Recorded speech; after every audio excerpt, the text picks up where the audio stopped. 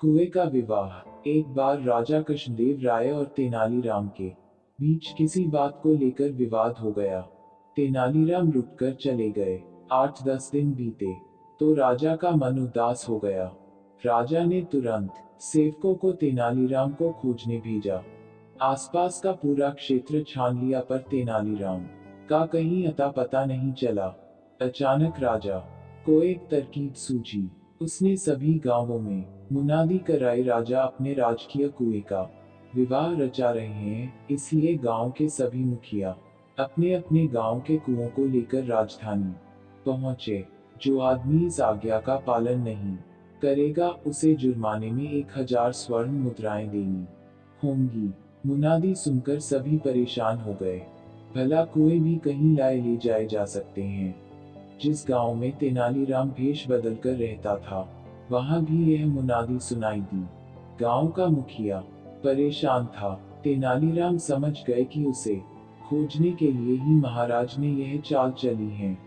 तेनालीराम ने मुखिया को बुलाकर कहा, मुखिया जी, आप चिंता न करें, आपने मुझे गांव में आश्रय दिया है, इसलिए आपके उपकार का बदला मैं चुकाऊंगा। मैं एक तरकीब बताता हूँ। आप आसपास के मुखियाओं को इकट्ठा करके राजधानी की ओर प्रस्थान करें।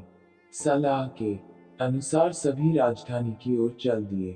तेनालीराम भी उनके साथ थे। राजधानी के बाहर पहुंचकर वे एक जगह पर रुक गए।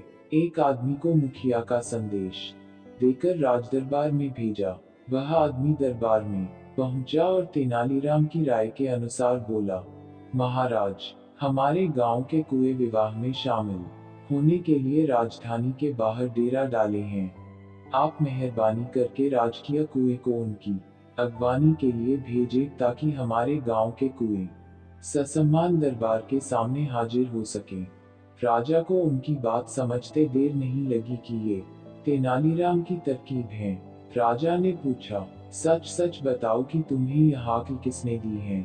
राजन, थोड़े दिन पहले हमारे गांव में एक परदेशी आकर रुका था, उसी ने हमें यह तरकीब बताई है, आगंतुक ने जवाब दिया। सारी बात सुनकर राजा स्वयं रथ पर बैठकर राजधानी से बाहर आए और ससम्मान तेनालीराम को दरबार में वापस लाए। गांव वालों को भी पुरस्कार देकर विदा किया।